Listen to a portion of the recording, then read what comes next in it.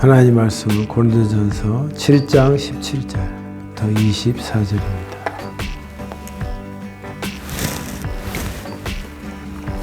고린도전서 7장 17절.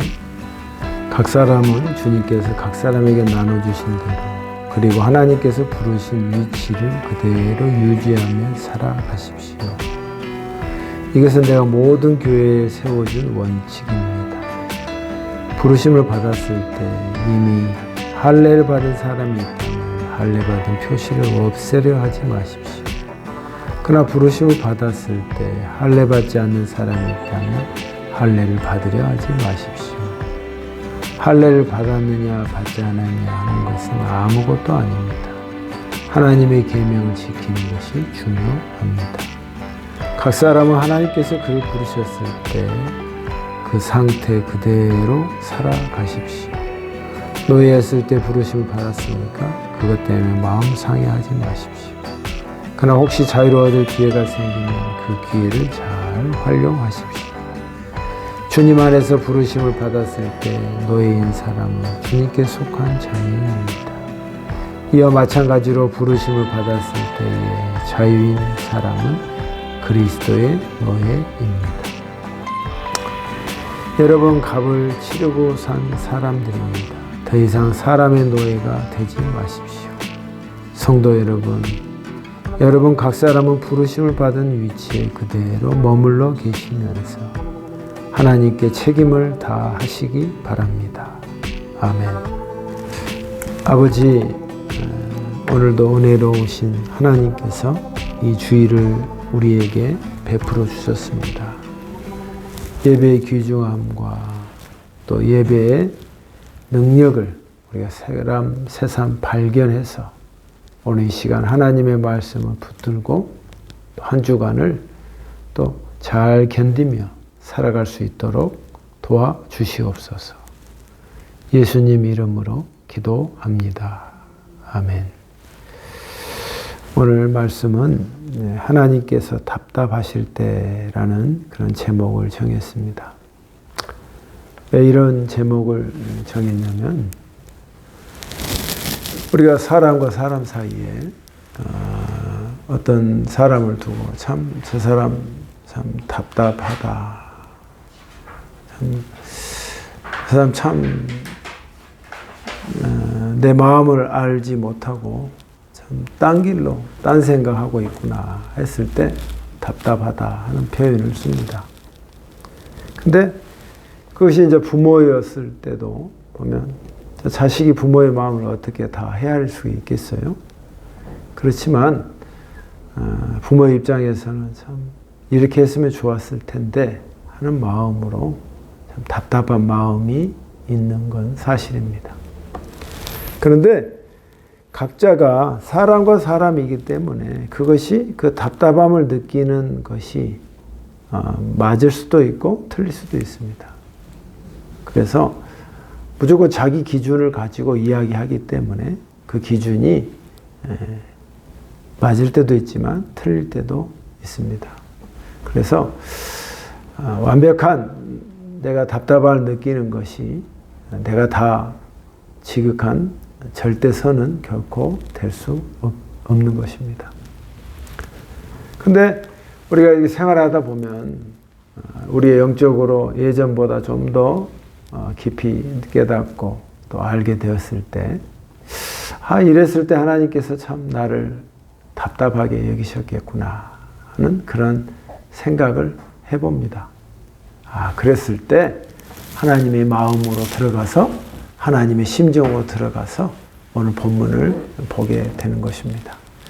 그래서 하나님께서 참 이랬을 때 가슴이 벅차오른 게 아니라 가슴이 참 답답하셨겠구나 하는 생각을 하게 되는 것입니다.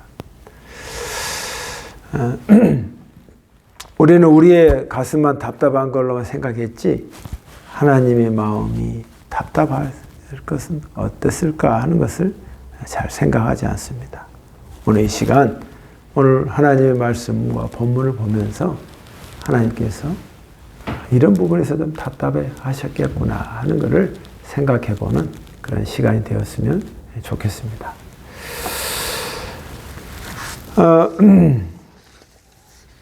고린도 교회는 여러 가지 문제 속에서 있습니다.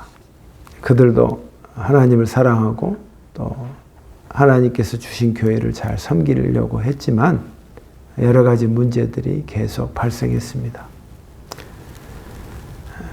그래서 사도 바울이 고린도 교회에게 편지를 보내서 이렇게 구구절절 그들을 설득하고 또 그들에게 때론 또 강하게 또 때로는 부드럽게 이야기하는 말씀입니다.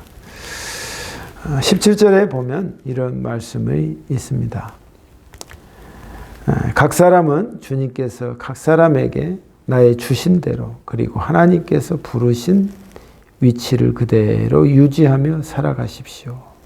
이것은 내가 모든 교회에 세워준 원칙입니다. 하는 말씀에서 볼 수 있습니다.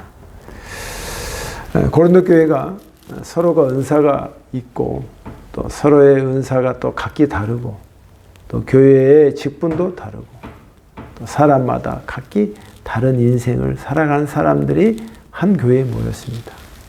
그런데 그들이 어떤 생각을 하냐면 자꾸 서로를 직분이든 자기의 인생이든 자기의 삶이든 서로 비교하는 것입니다. 그래서 오늘 말씀의 첫 번째 하나님이 제일 답답해하는 첫 번째가 뭐냐면 서로가 누가 잘났고 못났고를 보면서 하나의 기준으로 자기의 관점에서 서로를 비교할 때 하나님의 마음은 어떠냐? 그것은 하나님이 그건 아닌데 나는 서로를 비교하라고 은사를 주었고 서로를 비교하라고 직분을 주지 않았는데 그걸 서로를 비교를 하라고 각자의 인생을 주지 않았는데 그러면서 하나님께서 답답해 하신다는 것입니다. 그래서 17절에 보면은 내가 여러분 각자에게 내가 나누어 줬습니다. 은사를. 그리고 하나님께서 각자를 하나님께서 부르셨습니다. 그런 것처럼 여러분은 여러분의 자리에서 일하십시오. 그 말씀을 합니다. 그리고 이것은 모든 교회에 내가 임명한 말씀입니다. 여러분, 이런 걸 떠나서 우리는 본능적으로 이런 생각을 합니다. 나는 왜 다른 사람의 인생처럼 잘 나가고 풀리지 않을까? 나는 더 좋은 환경과 좋은 조건에서 태어났더라면 내가 이러지 않았을 텐데 하면서 자기는 그렇지 않는다고 하면서 비교를 하게 됩니다. 그리고 나는 왜 이런 뜻하지 않는 고생을 하게 했어서 이런 길을 가게 하실까 하면서 생각이 많아지도록 현실이 우리를 가만 놔두지 않습니다. 근데 세상은 자꾸 나를 누구와의 비교를 하게 되고 가까운 사람하고 비교하게 되고 또 잘된 사람들하고 자꾸 비교하게끔 자꾸 부추깁니다. 내 생각이 자꾸 그렇게 가게 됩니다. 근데 여러분 분명한 것은 그것이 하나님께서 답답해 하신다는 겁니다. 왜? 너는 너의 인생이 있고 너의 길이 따로 있어.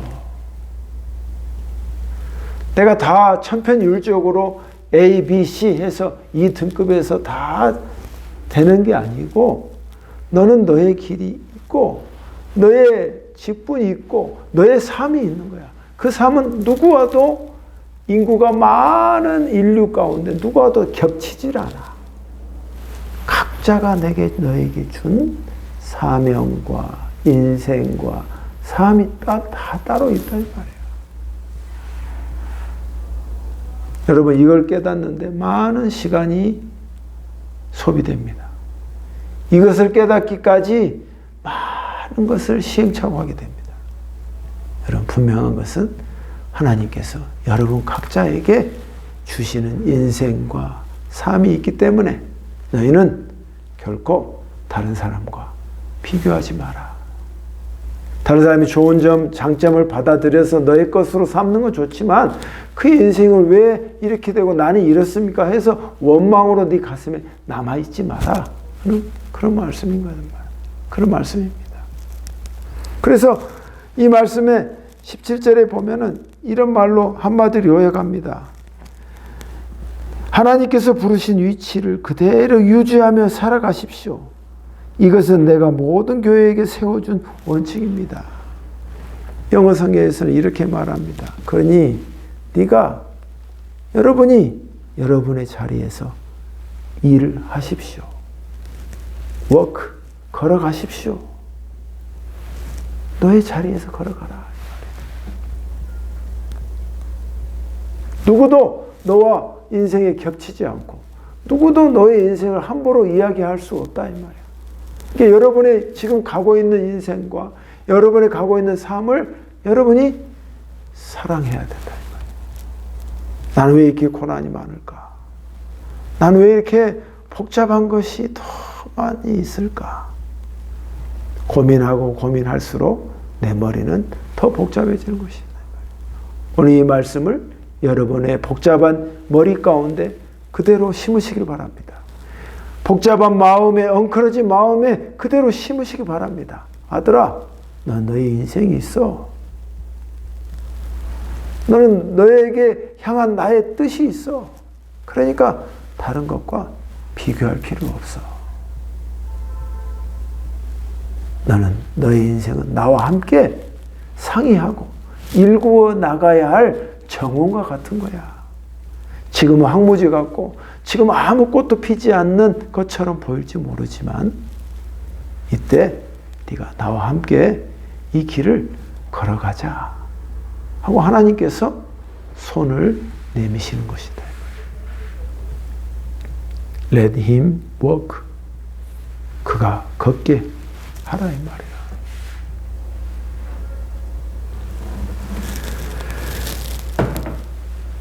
두 번째는요, 이 고린도 교회가 할례 문제 때문에 아주 서로 복잡했습니다.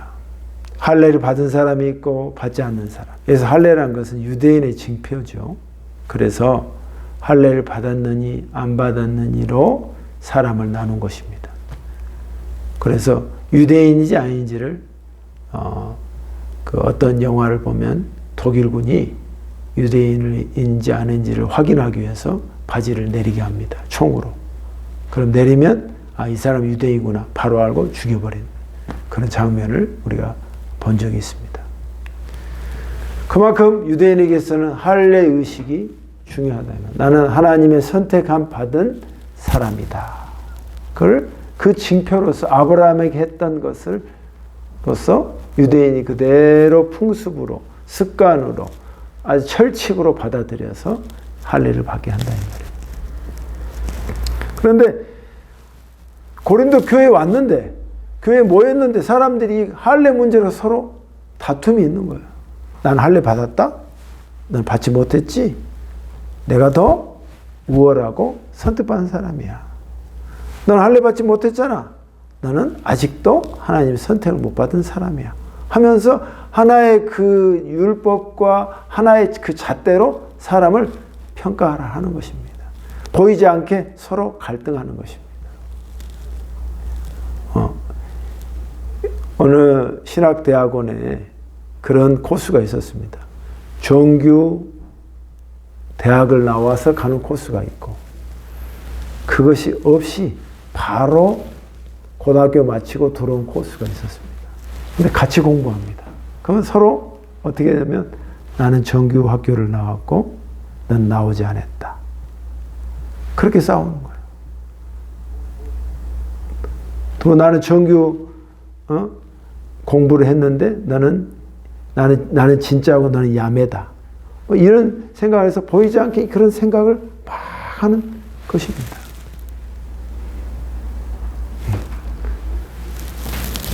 그처럼 서로 이걸로 비교를 하는 것뿐만 아니라 할례를 받았느냐 안 받았냐로 나누는 것입니다. 그래서 18절에 볼까요? 이렇게 말합니다. 부르심을 받았을 때 이미 할례 받은 사람이 있다면 할례 받은 표시를 없애려 하지 마십시오. 너네 이미 할례를 받았다면 할례 안 받았습니다 하고 후회할 필요 없다.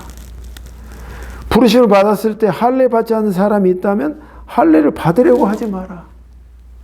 나 할례 안 받았는데 할례 받아야 되지 않을까요? 그렇게 할 필요 없다. 그러면서 19절이 중요합니다. 할례를 받았는지 안 받는지 중요한 게 절대 중요하지 않다. 그렇게 말합니다. 할례는 nothing, 아무것도 아니다. 할례 받지 않는 것은 아무것도 아니다. nothing. 그거 아무것도 아니다 이 말이야. 그건 하나의 몸의 징표의 표시에 불과하지 그것이 그 사람의 인생을 적나라하게 보여주는 장면은 결코 아니다. 그렇게 말하는 거예요. 그러면서 하는 말이 주님께서 강력하게 말씀하십니다. 하나님의 계명을 지키는 것이 중요합니다. 나는 선택받은 백성입니다. 나는 선택받지 못했습니다. 그래서 죽으려는 마음으로 소심해할 필요도 없고 나는 선택받았습니다 하고 자신감에 뭉쳐서 교만할 필요도 없다 이 말이야. 그것이 너의